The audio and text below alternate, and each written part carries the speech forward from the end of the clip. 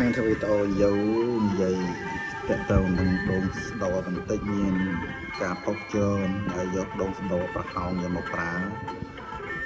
ដងស្ដោគេអត់យកដងស្ដោប្រហោងមកប្រើតែគេយកដងស្ដោតាន់យកមកប្រើហ្នឹងហើយសូមនិយាយទៅប៉ុណ្្នឹងហើយថតបង្ហាញអំពីរបស់នេះ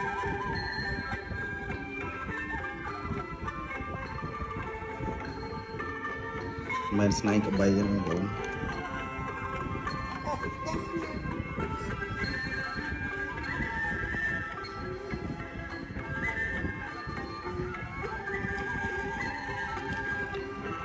ជាស្នែងរបស់សត្វតេះ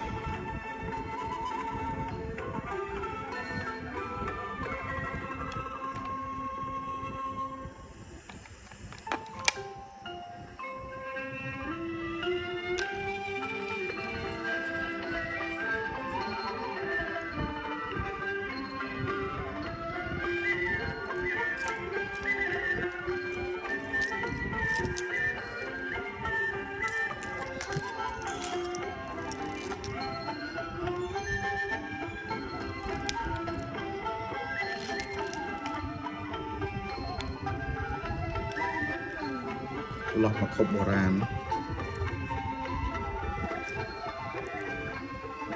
លោះមកខុបបុរាណមានតែពីរទេផាន់បងខ្ញុំតែគាត់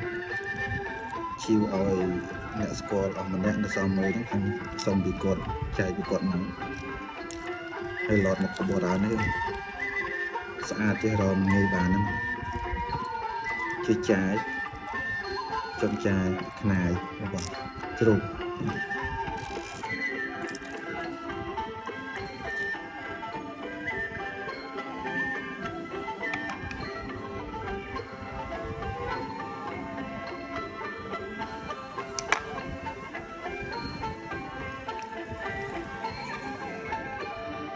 របស់មានច្រើនតែយើងសិតទៅគាត់បង្ហាញហើយក៏អត់បានបង្ហាញទៅតាមចូលទេគ្រាន់តែខានធ្វើយូរខំបង្ហាញបងប្អូន